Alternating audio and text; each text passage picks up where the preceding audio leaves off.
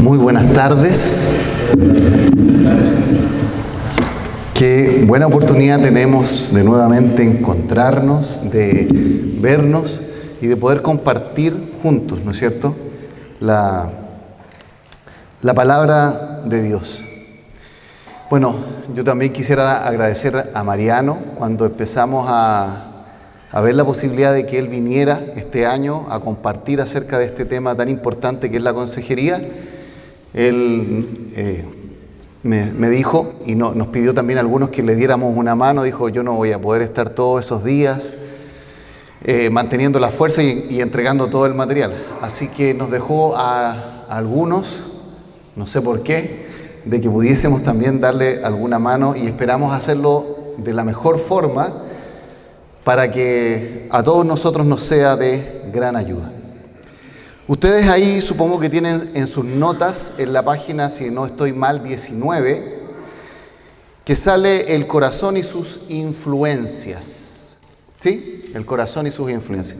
Cuando originalmente Mariano me pidió esto, él me dijo el corazón y sus ídolos, y yo le puse mejor el corazón y sus influencias, no porque el otro tema no sea importante, sino porque es con el cual me siento un poco más seguro, porque quizás he leído y he entendido más. Creo que la otra parte es muy importante, pero no la domino quizás tanto. Pero es interesante notar eso, y si usted quiere puede anotar. Me gustaría ir agregando algunas cosas que no están en sus notas para que nos ayude a profundizar. Pero por ejemplo, si nosotros vamos al libro de Ezequiel en el capítulo 14, Dios hace su juicio contra el pueblo de Israel, y dice así en el versículo 1, estoy en el libro de Ezequiel, capítulo 14, y dice así: vinieron a mí algunos de los ancianos de Israel y se sentaron delante de mí, y vino, dice el versículo 2, a mí palabra de Jehová diciendo: hijo de hombre, estos hombres, y fíjese lo que dice esa frase, han puesto sus ídolos en su corazón, y han establecido el tropiezo de su maldad delante de su rostro. ¿Acaso he de ser yo en modo alguno consultado por ellos?, dice el Señor.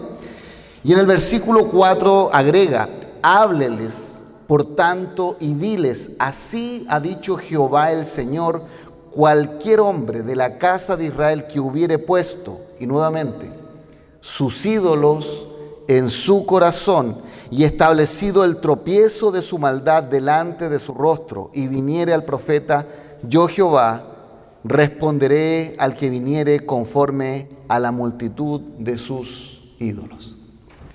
Entonces, si bien vamos a entrar en este tema, es interesante esta cita de Ezequiel, porque habla de una relación muy cercana entre el corazón humano y la idolatría. Si esto fuera solamente una idea del Antiguo Testamento, nos quedaríamos tranquilos, pero nosotros sabemos que cuando Juan termina la epístola, él dice: hijitos, guardaos de los ídolos. De tal manera que entender el corazón humano nos va a ayudar a comprendernos a nosotros mismos, va a ayudar a comprender a las personas que están en nuestras congregaciones, y también nos va a ayudar a entender a aquellas personas que no son creyentes.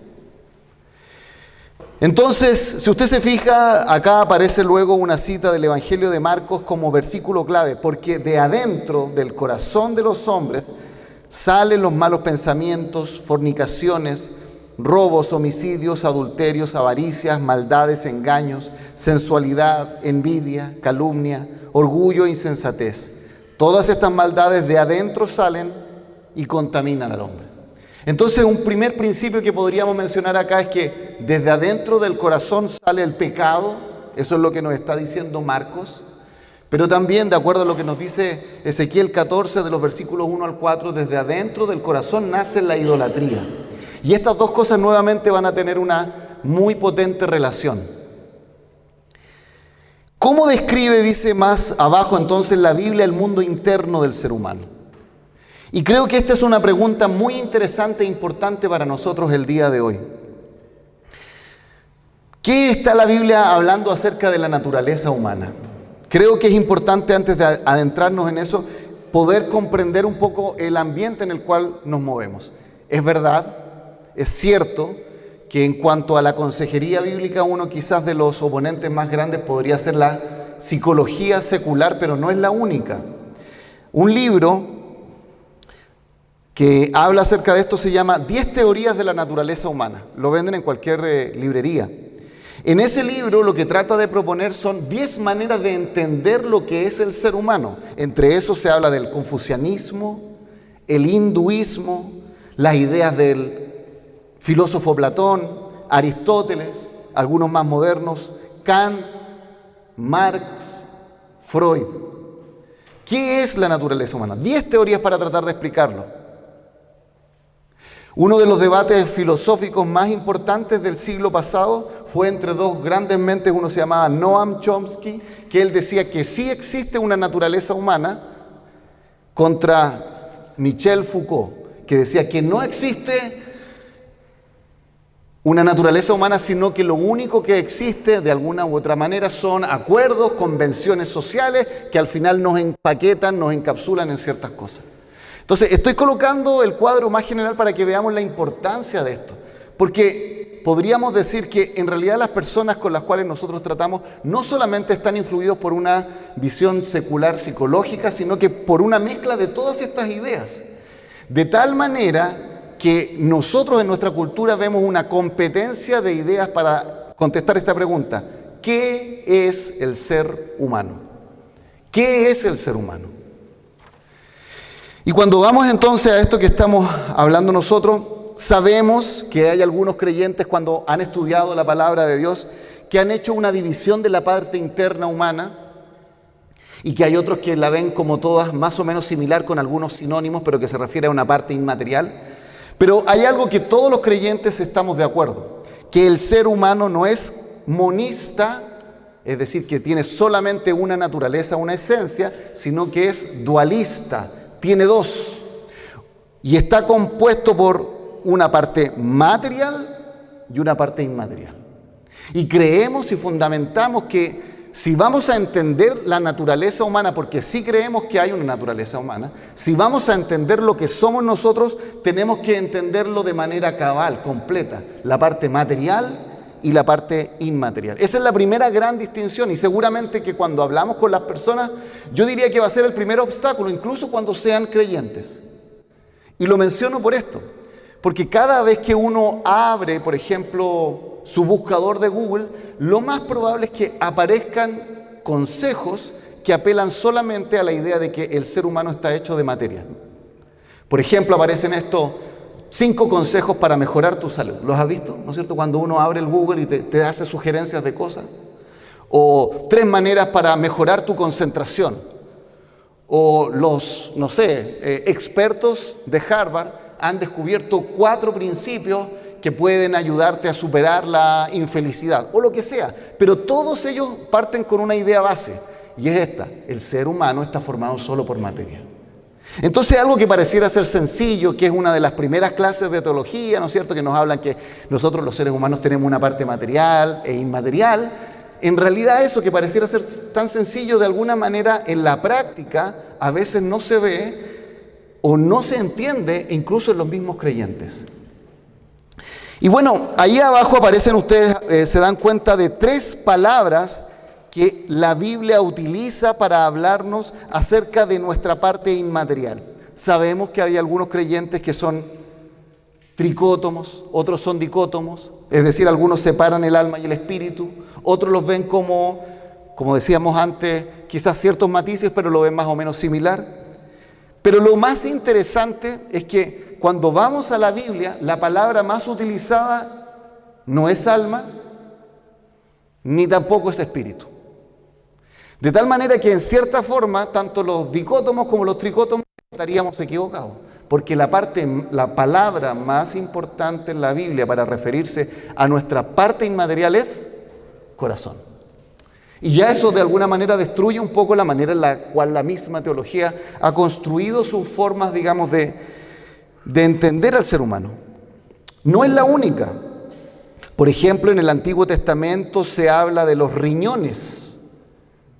En Proverbios 23:16, si usted lo quiere anotar, no aparecen ahí esas 3 palabras, estamos agregando algunas extras. O en Jeremías 12:2, y no se refiere solamente a los riñones físicos, sino que se refiere a las emociones. Se utiliza una palabra material, riñones, pero para referirse a nuestras emociones. La palabra huesos, o también las entrañas cuando se habla del amor, por ejemplo. Se habla de las entrañas como parte o que está relacionado cuando nosotros amamos. Pero como decíamos, la palabra que gana por mayoría es la palabra corazón y aparece alrededor de 850 veces. Y se refiere casi a todas las funciones inmateriales del hombre. 850 veces. De tal forma que si queremos nosotros entendernos a nosotros mismos, queremos entender a las personas de la iglesia, queremos entender a los incrédulos, tenemos que entender lo que la Biblia nos enseña acerca del corazón.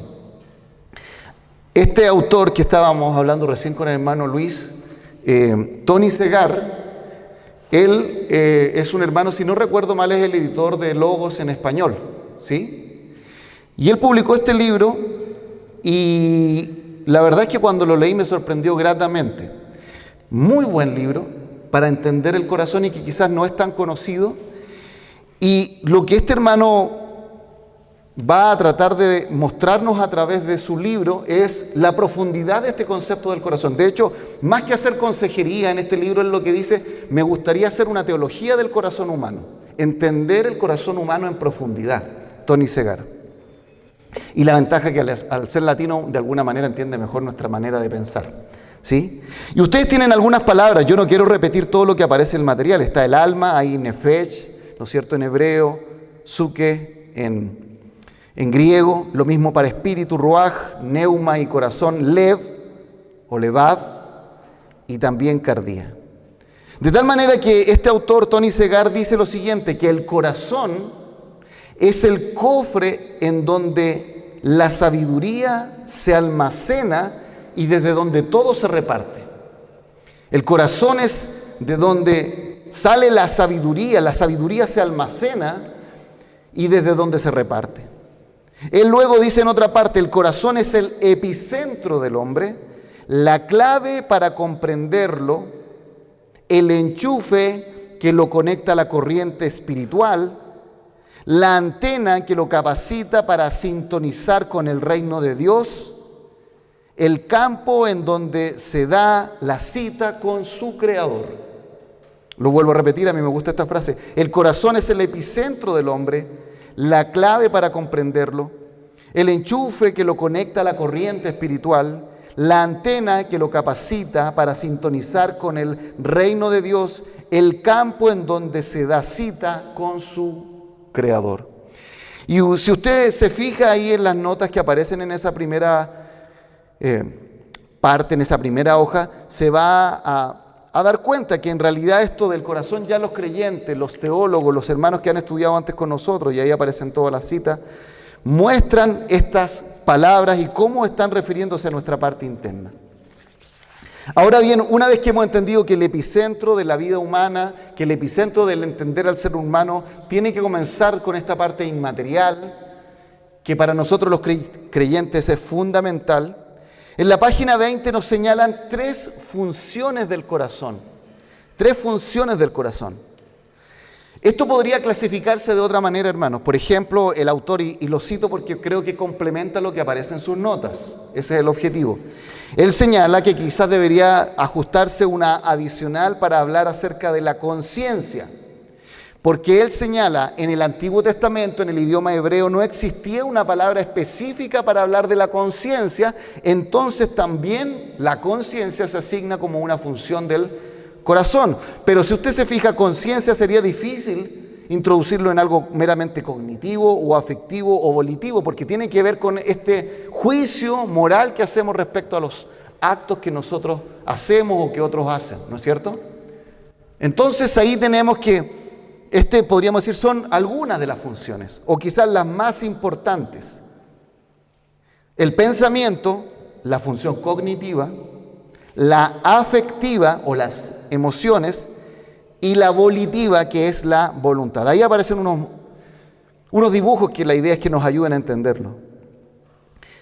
Por ejemplo, respecto a la función cognitiva, nosotros podemos ir al libro de Génesis y le pido que me acompañen ahí, en el libro de Génesis, me acompañen en el capítulo 6. Y en el versículo 5, Génesis 6, 5, dice así: y vio Jehová que la maldad de los hombres era mucha en la tierra. Ahí es interesante detenernos un minuto. La pregunta es, ¿qué habrá visto Dios? ¿Habrá visto las acciones? ¿Habrá visto los pensamientos? ¿Habrá visto las emociones? Y vio Jehová que la maldad de los hombres era mucha en la tierra. Y fíjense, nos damos cuenta que su vista, la vista de Dios, es algo profundo, porque dice, y que todo designio de los pensamientos del corazón. Entonces ya nos damos cuenta que Dios está colocando su mirada para hacer el diagnóstico humano en el corazón. Era de continuo solamente al mal. Pero ¿qué es lo llamativo en esta frase? Que Dios lo que vio del corazón es una función del corazón y vio a los pensamientos, Y creo que esto también nos ayuda a entender o romper algunos paradigmas que nosotros encontramos en nuestro mundo cristiano en la actualidad. Casi siempre se separa la mente del corazón, ¿no es cierto? En nuestro mundo actual, nosotros cuando hablamos del corazón nos hacemos referencia más bien a las emociones, a lo sentimental, y las canciones, ¿no es cierto?, sobre todo las románticas, hablan mucho acerca de eso, pero lo que tiene que ver con lo intelectual, lo que tiene que ver con, digamos, lo que nosotros aprendemos, tiene que ver más bien con nuestra mente o cerebro si nos hacemos referencia al órgano. ¿Y sabe lo que eso nos demuestra? Es como volvemos a decir al principio, cómo la naturaleza humana está influida por distintas ideas. Porque fueron en realidad los griegos los que colocaron el énfasis de la naturaleza humana en la mente, y no en el corazón. Por ejemplo, en Grecia se ocupaba la palabra mente o nous como el órgano principal del hombre. Platón,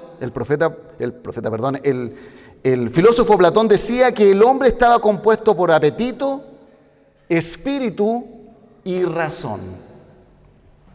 Pero en la Biblia nos damos cuenta que tiene una forma de ver nuestra parte inmaterial completamente diferente. Está diciendo que la función de pensar, de razonar, es algo que está en el interior del ser humano. No referido exactamente a nuestro órgano, pero sí es una función que está en nuestra parte inmaterial.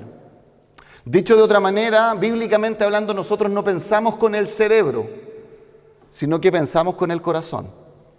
En segundo lugar, tiene que ver con nuestra vida emocional. Como ahí aparecen, hay muchos pasajes que hablan del amor, hablan, ¿no es cierto?, del regocijarse, como el que acabamos de leer. Habla también, ¿no es cierto?, de cuando estamos afligidos de corazón, de que cuando tenemos un deseo intenso, ese deseo intenso sale del corazón, de que cuando estamos amargados, esa amargura brota de nuestro corazón. Entonces la Biblia está utilizando esta palabra cognitiva para hablar de las funciones del corazón y vemos esto cognitivo, afectivo y en final, como ahí aparece, volitivo, es decir, de nuestra voluntad. Creo que un pasaje clave está en el libro de Daniel capítulo 1 versículo 8, donde vemos a este profeta haciendo una resolución. Nos describe en los primeros 7 versículos cuál era el contexto adverso que vivía Daniel y sus 3 amigos, y cuando llega al versículo 8, ¿qué nos dice? ¿Se acuerdan? Que Daniel propuso, ¿dónde? En su corazón. De tal manera que esa proposición que él hizo es una resolución de la voluntad.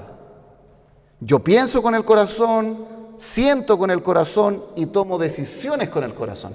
Entonces, la pregunta que quizá uno se podría hacer, ¿por qué la Biblia utiliza la palabra corazón para todo eso? Una respuesta podría ser porque la Biblia es muy pobre en sus términos. Entonces, repite un término y lo utiliza para cualquier cosa. Pero como cristianos tenemos que rechazar esa idea. no tiene que ver con la pobreza. En realidad, lo que nosotros tendríamos que llegar a la conclusión es esta. La Biblia utiliza la palabra corazón para referirse a esto porque no tenemos que perder de vista que estas cosas, lo intelectual, lo afectivo y la voluntad, están profundamente relacionadas. Y cuando nosotros ocupamos palabras, conceptos diferentes, lo que vamos a hacer, de cierta manera, es separar más allá de lo que la Biblia dice acerca del corazón humano. En el hebreo bíblico entonces no existía una palabra específica para algunos términos, pero todo se habla con la función del corazón. Y una vez que hemos comprendido entonces eso, llegamos a esta parte importante. El corazón es, como dice ahí abajo, dinámico. Nosotros, si vamos a estudiar y conocer a las personas, o pensémoslo de otra manera, si nosotros vamos a preparar un sermón bíblico, tenemos que darnos cuenta que hay que apuntar al corazón de la persona, ¿no es cierto? De nuestros oyentes.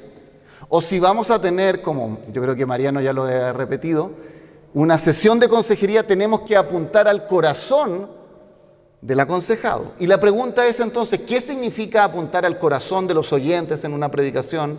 ¿Qué significa apuntar al corazón del aconsejado en un tiempo de consejería? Y lo que estamos entendiendo esto es apelar a lo cognitivo, a lo emocional y a su voluntad a la vez. No separarlo. No una sola, sino las tres. Y esto lo hace más difícil, en cierta medida, ¿no es cierto? Porque si fuera solamente una, sería, entre comillas, más fácil. Si fuera solamente lo cognitivo, podríamos decir que la predicación se reduciría a una clase. Yo entrego información, entrego datos, entrego, ¿no es cierto?, una serie de conceptos y la persona los recibe. Si fuera solamente emoción, bueno, caeríamos en la manera en la cual muchos predicadores actualmente lo hacen, ¿no es cierto?, donde lo único que quieren es generar un ambiente en el cual las personas actúen completamente emocionalmente. Y si fuera lo volitivo, capaz incluso ocuparíamos hasta la manipulación para que las personas tomen decisiones, y sabemos que grandes oradores de la historia, como el mismo Adolf Hitler, ocupaban la manipulación de una manera bastante grande. Pero lo que la Biblia nos está llamando como predicadores y como consejeros es apuntar al corazón, y esto significa reconocer que el corazón es dinámico y que tenemos que entender la interrelación de estas tres funciones para hacerlo bien. Un hombre, Oswald Chambers, dijo que según la Biblia, el corazón es el centro de la vida física, el centro de la misericordia, el centro de la condenación y de la salvación, el centro del trabajo de Dios y el centro del trabajo del diablo. El centro nos moldea desde lo más pequeño que somos, porque es la base del mecanismo humano. Es por eso que nosotros nos damos cuenta que tenemos que comprender el corazón humano. Y fíjense por favor en la imagen siguiente. Esta imagen aparece también en otro libro que es de Jeremy Pierre. No sé si lo trajo el hermano Luis hoy día, pero Jeremy Pierre habla también acerca de esto. Y él trata de mostrar el corazón. Se fija que adentro de ese corazón aparecen estas tres funciones: lo cognitivo, pensar, conocer, creer, razonar. Queremos que cuando nosotros estamos con alguien en consejería, la persona piense, ¿no es cierto? No queremos que su razonamiento quede de lado. Pero además está lo afectivo: desear, valorar, sentir, emocionarse. Queremos que no solamente piense, sino que la persona responda emocionalmente. Como algunos de ustedes saben, yo soy profesor. Y está requete contra archiestudiado de que las emociones son claves en el aprendizaje de los alumnos. Cuando la interrelación, por ejemplo, de un profesor con un alumno es mala y el alumno le tiene mal al profesor, ese alumno no va a aprender. De hecho, le hago clase a una niña que los papás me dijeron, por favor, hágale clase porque está repitiendo y todo, y entonces la estoy apoyando. Y la niña odia las matemáticas, lo odia. No, las matemáticas, y puro rojo, rojo, rojo. Y hoy día la mamá me mandó, se sacó un 6 en la prueba de geometría. Estaba feliz. Y cuando yo hablo con ella, le digo, ¿te das cuenta que realmente tú puedes? Y su percepción emocional acerca de la matemática lentamente ha ido cambiando, y eso hace que esté abierta al aprendizaje. El corazón tiene un área cognitiva. Cuando predicamos necesitamos apuntar, ¿no es cierto?, a que las personas razonen, pero también necesitamos a que las personas, eso no solamente sea algo intelectual, sino que apele a sus emociones en cierta medida, que los impacte emocionalmente, porque sabemos que cuando algo nos impacta emocionalmente, eso lo vamos a recordar mucho más fácilmente y no lo vamos a olvidar. Y como ahí aparece, también es volitivo, porque si yo puedo aprender algo muy bueno de un sermón y llego a la casa y no hago nada con eso, está claro que se me va a olvidar todo. Se me va a olvidar absolutamente todo. Y rodeando este corazón, si ustedes se fijan, Jeremy Pierre hizo en esta imagen el yo y hace una flecha hacia adentro indicando que yo pienso conmigo mismo, pero luego a la derecha aparecen los demás, arriba aparece el Dios Trino y abajo las circunstancias, el contexto, la situación, podríamos usar cualquiera de esos sinónimos. Y lo que él va a proponer en este otro libro, que también se los recomiendo, es que tenemos que comprender no solamente estas tres funciones del corazón, estas tres funciones que están actuando dentro de nosotros, sino que siempre tenemos que comprender el corazón respecto a nosotros mismos, a los demás, a las circunstancias y al Dios Trino. De tal manera que usted empieza, y si usted se fija, 4 cosas afuera y 3 adentro, y usted puede empezar a hacer un cruce, y tiene 4 por 3, 12 cosas que podría preguntar. ¿No es cierto? 4 por 3, 12, como una tabla. Es decir, usted podría hacer una pregunta como esto. ¿Qué la persona piensa acerca de sí mismo? Estoy solamente hablando de la función cognitiva. ¿Qué piensa la persona acerca de los demás? ¿Qué piensa la persona acerca de sus circunstancias? ¿Qué piensa la persona acerca de Dios? Y usted puede desarrollar preguntas de consejería que hablen de la función del pensamiento respecto a sí mismo, a los demás, a las circunstancias y al Dios Trino. Tiene 4 categorías de preguntas. Pero usted podría cambiarla y podría ahora empezar a hablar acerca de las emociones y decir qué siente acerca de sí mismo. Porque uno podría preguntarle, ¿cómo te sientes contigo mismo? ¿No es cierto? Y ahí uno está hablando acerca de esa reflexión del yo acerca de sí mismo. O ¿qué sientes de los demás? Podría uno ser más específico. ¿Qué sientes de tu cónyuge? Y creo yo que hacer esa pregunta del sentimiento acerca del cónyuge, usted se da cuenta que si bien podría parecer emocionalismo, va a abrir una puerta, va a abrir una ventana, ¿no es cierto?, a llegar al corazón, porque las emociones van a llevarnos a lo que está pasando dentro del corazón del aconsejado. Como nuestro objetivo es apuntar al corazón, tenemos que buscar maneras en las cuales estas funciones, con su relación dinámica con el entorno, salga a relucir. Y las preguntas nos van a ayudar. ¿Qué sientes acerca de las circunstancias que estás viviendo? Perdiste tu trabajo, llevas 3 meses sin trabajo. ¿Cómo te sientes con eso? Y a lo mejor esas circunstancias difíciles, lo que van a hacer es hablarnos no solamente de las circunstancias, sino del yo. Yo me siento que no soy un hombre completamente, porque no puedo mantener económicamente a mi familia. De tal manera que una circunstancia negativa, no puedo encontrar trabajo hace 3 meses, va a llevarnos a que la persona nos dé a conocer qué piensa acerca de sí misma, dónde encuentra su valor. Ok, si ustedes se fijan ahora en la página siguiente, mi idea es que esto nos pueda seguir ayudando.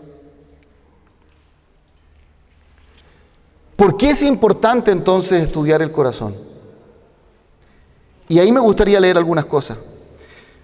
Cada ser humano tiene una autopercepción de sí mismo, la cual está elaborada en base a sus creencias, valores y decisiones. Esta autopercepción es lo que genera la identidad.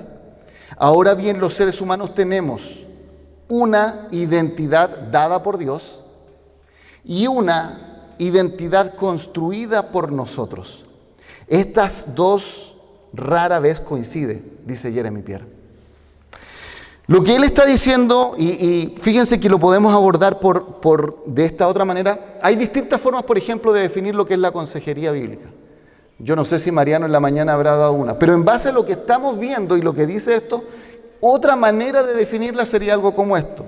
La consejería bíblica es el proceso de transformación de la identidad construida por la identidad dada por Dios. ¿Me entienden? Es el proceso, la consejería bíblica es el proceso de transformación de la identidad construida por o a cambio de la identidad dada por Dios. Y creo que cuando uno lo ve así se da cuenta que todos nosotros estamos en el proceso de transformación de nuestra propia identidad. Porque lo que la Biblia asevera, ¿no es cierto?, como verdades que ya están en Cristo, muchas veces a nosotros se nos olvida. Lo que somos en Cristo, y usted sabe que esa expresión en Cristo es tan importante para referirse a nuestra identidad, muchas veces se nos olvidan, o cuando conversamos con alguna de las personas nos damos cuenta que se les olvida completamente.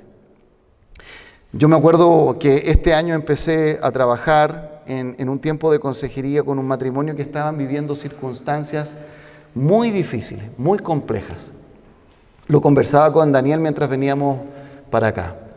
Ellos tuvieron una hija con un cuadro bien complejo que lo que hace es un desarrollo totalmente complejo acerca de sus huesos, de tal manera que lo más fuerte que se produce es que el cráneo no crece de manera homogénea, sino que la cara se achata.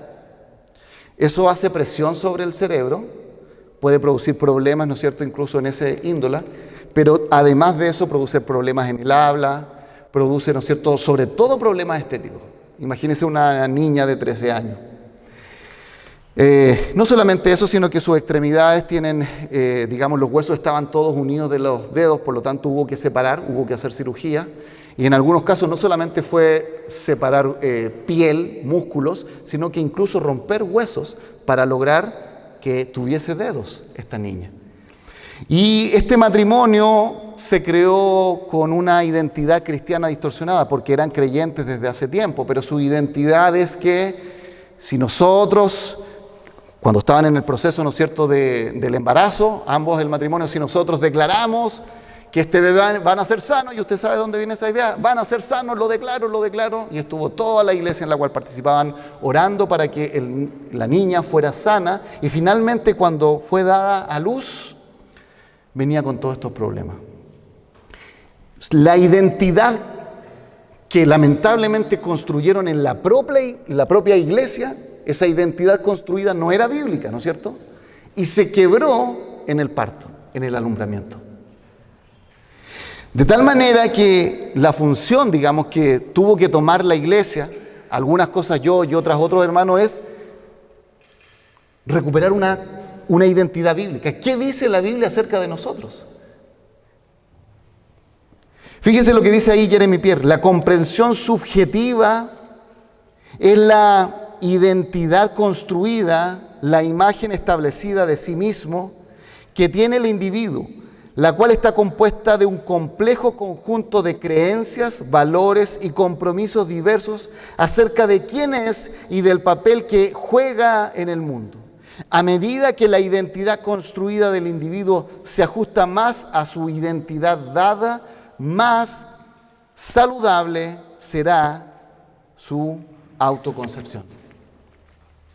Este autor entonces nos está mostrando cómo nosotros entonces tenemos que ayudar a las personas a entender su corazón y a entender que han construido quizás una visión acerca de lo que significa ser humano, de lo que significa la naturaleza humana, que no es correcta.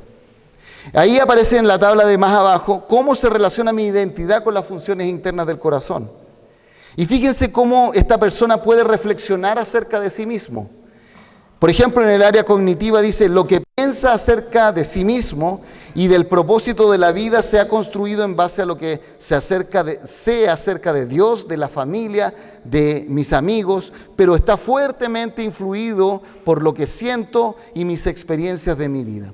¿Qué pienso acerca de mí mismo? Eso es lo que está diciendo. Y está diciendo que lo que cada una de las personas piensan acerca de sí mismo no solamente está influido por lo que conoce de Dios, sino que también por lo que la familia le ha dicho, por lo que el matrimonio ha señalado, por lo que la sociedad le ha entregado.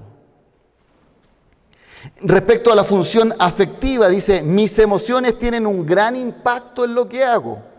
Si no siento orar, como ejemplo, aunque sepa que es bueno, no lo haré.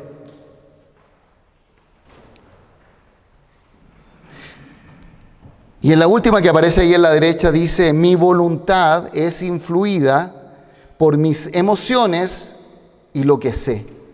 Esta serie de influencias son contradictorias y hacen que me sienta tirado por fuerzas opuestas que me dicen qué debo pensar acerca de tal o cual cosa. Entonces, cuando nosotros vamos a tratar de hacer esto de la bajada ya para la consejería, podríamos decir algo como lo siguiente. Tenemos que apuntar al corazón de la persona. Esa visión del corazón no es simplista, sino la verdad bastante compleja. Y 3 funciones principales, como lo hemos señalado, es la cognitiva, la afectiva y la volitiva. Tenemos que hacer preguntas a la persona de tal manera de nosotros conocer lo que está pasando en sus emociones, conocer lo que está pasando en su manera de razonar y acerca de las decisiones que está tomando. Pero luego el segundo paso, una vez que nosotros sabemos acerca de qué está pasando con la persona, es que ella lo sepa. Nosotros quizás podemos tener algo bastante claro acerca de lo que está sucediendo en la persona. No sé si le ha pasado que a veces uno mira a una persona y sabe inmediatamente qué es lo que está sucediendo en la persona, pero hasta que esa persona, ella, no se dé cuenta de lo que está sucediendo, hasta que no sea autoconsciente de lo que pasa, esa persona no va a efectuar ningún cambio. Puede ser que una persona en nuestra iglesia esté a lo mejor funcionando de manera siempre airada, enojada. Siempre estalla, explota por cualquier cosa. Tiene problemas en su trabajo con la ira, tiene problemas con su cónyuge, ¿no es cierto?, en su casa, tiene problemas en la crianza de sus hijos y siempre está esta persona enojada. Y nuestra frase sería muy clara: oiga, hermano o hermana, airaos pero no pequéis. ¿Sí? Ese sería nuestro versículo de batalla y vamos y se lo damos. ¿Significa eso que la persona logró realmente saber cuál era su problema? No, seguramente que no. Y que todas estas preguntas que nosotros estamos haciendo nos tienen que ayudar a que la persona sea consciente de lo que está sucediendo. ¿Por qué tiene esta estructura de pensar que lo lleva al enojo? ¿Qué está sucediendo en su mundo emocional que rápidamente tiende a manifestarse una emoción más que las otras? El enojo. ¿Por qué ella no tiene la capacidad, la voluntad, el poder de decisión para de pronto cuando se está enojando decir hasta acá nomás, porque de ahí para adelante voy a entrar en problemas? Es por eso que es importante conocer estas 3 funciones. Ahora bien, una cosa, como decía ahí recién, es cómo yo pienso acerca de mis pensamientos, de mis emociones y de mi voluntad. Y en segundo lugar, otra cosa es cómo mi identidad se construye en base a las influencias externas. Hemos hablado de distintas maneras de pensar acerca de lo externo. El yo reflexiono acerca de mí mismo, pero eso está influido por las circunstancias que vivo, por los demás y por el Dios Trino. En el ejemplo que les daba acerca de este matrimonio, las circunstancias eran muy negativas. Había nacido una hija con una enfermedad que implicaba tratamientos caros y complejos durante muchos años de su vida. Circunstancias adversas. Esto además agravado por una iglesia no centrada en la palabra que daba unas opiniones contradictorias de que el cristiano verdadero nunca va a sufrir, nunca va a tener problemas. De tal manera que la única manera de cambiar esa percepción acerca de quiénes eran en Cristo fue el factor final, ¿no es cierto? El Dios Trino. ¿Qué dice Dios acerca de esto? Por ejemplo, ahí en las circunstancias dice lo siguiente: las situaciones que me tocan vivir moldean mi identidad. Ahí hay un ejemplo: he sido cristiana durante los últimos 5 años, pero este mes que pasó me detectaron cáncer. ¿Qué haré? ¿Va a tener las circunstancias de que me detecten cáncer en mi ánimo? ¿Va a afectar mis emociones? ¿Va a afectar mis pensamientos? Yo creo que estamos seguros que sí. Una persona que le dijeron hoy día que tiene cáncer va a llegar a su casa y es muy probable que esa noche casi no duerma, ¿no es cierto? Van a ser las 2 de la mañana y su mente va a estar enfocada en muchos casos: la muerte, los hijos si es que tiene, la familia, la iglesia. Incluso alguien no me mandó un mensaje de aliento. Y a lo mejor eso puede ser un pensamiento que va a estar dando vueltas y vueltas, producto de una realidad nueva. Me detectaron cáncer. Cambia la circunstancia y esa persona puede hacerse vulnerable completamente y que sea necesario que esa persona necesite consejería. La opinión de los demás. La opinión de otros tiene un efecto poderoso en mi identidad. Quizás he leído durante toda mi infancia y juventud la Biblia, pero cuando el contexto cambia no me siento preparado. ¿Cómo puedo mantener mi confianza en Dios si estudio o trabajo en un ambiente hostil al cristianismo? Yo creo que ese es un problema que también sucede en nuestras propias iglesias y nos pasa a nosotros como líderes. Si la iglesia no nos reconoce de alguna u otra forma, eso afecta también nuestra visión acerca de nosotros mismos, afecta nuestro corazón. A lo mejor, no sé, terminamos de predicar y de pronto en la salida alguien en sus palabras fue como un poquito indiferente o quizás nos hizo un comentario no muy agradable y mis pensamientos van a estar enfocados en eso. Incluso puede ser que en mi corazón empiece a haber resentimiento. Y la verdad es que los demás nos influencia en tal magnitud que a veces ni siquiera bastan las palabras. No sé si le ha pasado a usted que de pronto uno tiene una situación tirante con alguien y solamente con el lenguaje no verbal, es decir, con sus gestos, uno puede sentirse más alejado o más cercano a la persona. Si la persona la vemos que está con un ceño fruncido, nosotros decimos, parece que la cosa no va bien. Y a lo mejor la persona está preocupada de otras cosas, o a veces, no sé si le ha pasado a usted, que uno tiene como un cierto juicio o prejuicio, y después se acerca y la persona dice, no, lo que pasa es que hoy día, pastor, ando con dolor de cabeza. Y uno se pasó la media película, como se dice, de que a lo mejor estaba con problemas con uno. Es por eso que es siempre necesario llevar a la persona a que busque su identidad en el Dios Trino. En este matrimonio que yo les digo, yo le doy, lo coloco como ejemplo porque es algo que vivimos como iglesia, como digo yo y también otros hermanos y hermanas. Las cosas fueron muy sencillas desde el punto de vista de lo que hacemos, no hubo ninguna receta mágica. En realidad fue estudiar la palabra, el que cada vez que dijera la persona una frase, tratar de detenerse en esa frase, no decir 20 cosas, sino que tomar esa frase y analizarla. A ver, dijiste esto, ¿qué quiere decir con esto? Y profundizar, para que se hiciera consciente, autoconsciente de lo que estaba diciendo. Y a medida que hacíamos eso, luego tomábamos, mira, veamos lo que dice la Biblia en contraste. Y veíamos el contraste de la Escritura. Y al final, teniendo un buen momento para orar por la situación de la familia, de la hija, y de cómo ellos estaban viviendo esta tensión en el matrimonio. En el principio fue quizás como enseñar a andar a un niño pequeño, ¿no es cierto?, a bicicleta con estas rueditas de al lado. Mucho apoyo, mucho tiempo ahí cercano. Pero a medida que fueron pasando las semanas, ya ese apoyo se empezó a hacer más distante. Ya llegó un momento donde las rueditas de las bicicletas laterales, ¿no es cierto?, salieron y uno les dio un empujón y empezaron a andar solos. ¿Qué fue lo que cambió todo? Creo yo que, como decíamos, apuntar a que la visión de esta identidad fuera no una identidad construida por nosotros mismos, sino la que el Dios Trino nos da. Finalmente me gustaría dejar estos últimos minutos para ayudarnos a entender esto que sale acá. ¿Cómo cambian las personas? Es una pregunta interesante. ¿Cómo cambian las personas? Una vez que hemos entendido las complejidades internas del corazón humano, así como las influencias externas sobre él, ¿qué hacemos? Y dice ahí que, como ya hemos señalado, el objetivo de la consejería bíblica es el cambio hacia Dios o el cambio de una identidad construida para que se asemeje más y más a la identidad dada por Dios. Bueno, acá están algunas cosas que siempre es bueno recordar. En primer lugar, el Evangelio es la base del cambio. La santificación es una parte esencial en la salvación. Y leo para ustedes el pasaje ahí en cuestión en primera de Corintios, capítulo 15. Y dice: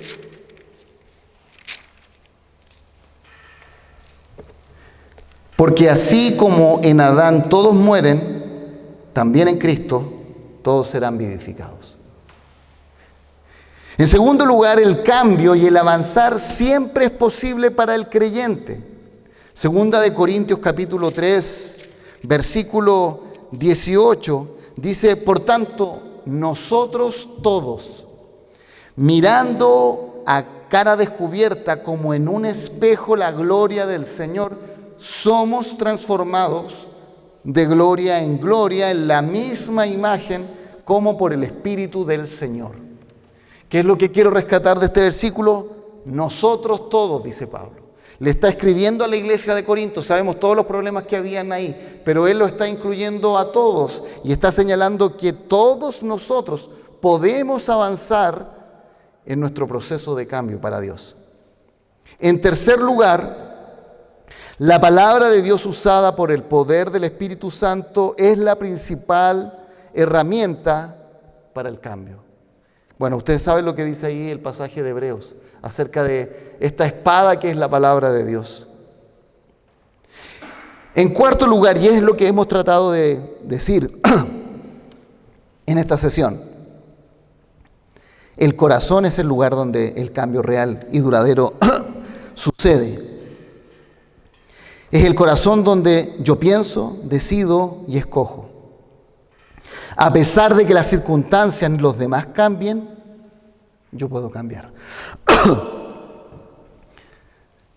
En esta historia que yo les contaba de esta familia, las circunstancias no han cambiado, pero ellos sí han cambiado.